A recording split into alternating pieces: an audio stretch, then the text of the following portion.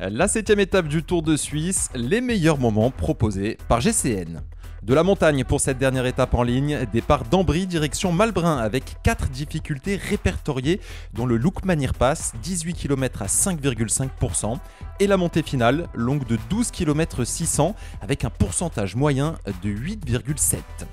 Jakob Fuglsang est en jaune, une seconde d'avance sur Geraint Thomas, dernière chance de creuser des écarts avant le contre-la-montre final. Une échappée de 19 se dessine en début d'étape avec 6 Français, dont 2 qui prennent quelques longueurs d'avance au sein du Lukmanir Pass. Il s'agit de Thibaut Pinot, le grimpeur de la Groupama FDJ, et Clément Berthet de AG2R Citroën. Les autres Français présents dans l'échappée, Clément Champoussin, Nicolas Prodhomme, mais également Mathieu Burgodeau, Paul Ourselin, qui représente la Total Energy. Derrière, c'est les équipiers de Jakob Fuglsang qui font l'essentiel du travail. Il ne va pas se passer grand-chose au sein de l'étape. Il va y avoir une explication dans la dernière montée, donc celle de Malbrin, avec Michael Matthews présent également dans l'échappée, qui, dès les premières pentes, voit les meilleurs grimpeurs partir au loin. Les meilleurs grimpeurs, Ion Izagirre, qui part seul en tête en compagnie de Alexei Lutsenko. Le vainqueur de la dernière étape du Tour du Pays Basque est en forme et s'isole même en tête de course. Un rythme trop élevé pour Lutsenko qui est obligé de lâcher. En troisième volée, en troisième rideau, on retrouve Thibaut Pinot qui grimpe à son rythme. Les équipiers de Fuglsang sont plus là au cœur de cette montée de Malbrin et c'est donc Daniel Felipe Martinez qui prend le relais pour son leader Geraint Thomas. Finalement, Pinot rentre sur Lutsenko, finit par lâcher le Kazakh et fait un effort pour rentrer également sur Ion Izagirre. Le grimpeur de la Groupama FDJ a parfaitement géré son effort, il ne s'est pas mis dans le rouge et il est seul en tête à 1,7 km de l'arrivée. Derrière, le relais terminé pour Felipe Martinez.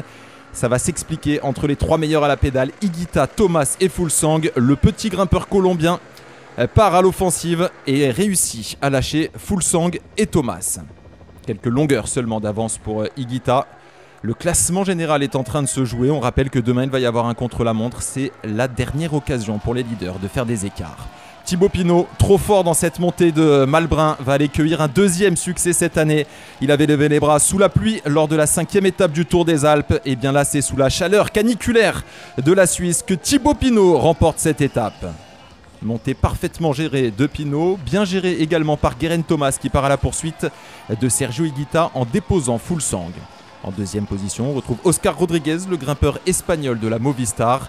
Et quelques secondes plus tard, c'est Higuita qui va couper la ligne juste devant Geraint Thomas. 11 secondes de concédées par le Gallois qui perd également le maillot jaune.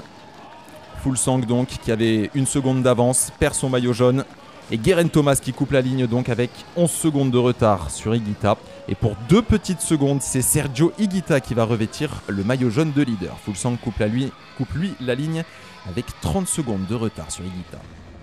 La 33e victoire de Thibaut Pinot depuis le début de sa carrière, la 2e cette saison. Il est décidément de retour et c'est de bon augure avant le Tour de France.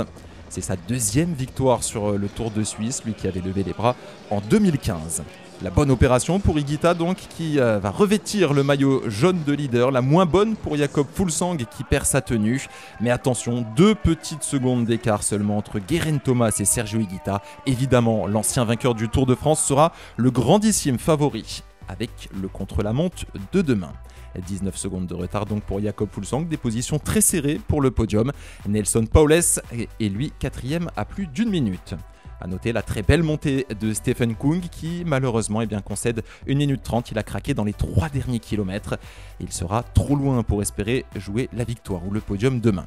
Ce contre-la-montre donc, on va faire une petite entorse. On part de Suisse, direction le Liechtenstein et sa capitale Vaduz pour 25 km 600 d'efforts solitaires contre la montre. Et évidemment, dans vos commentaires, dans les commentaires, on attend vos pronostics.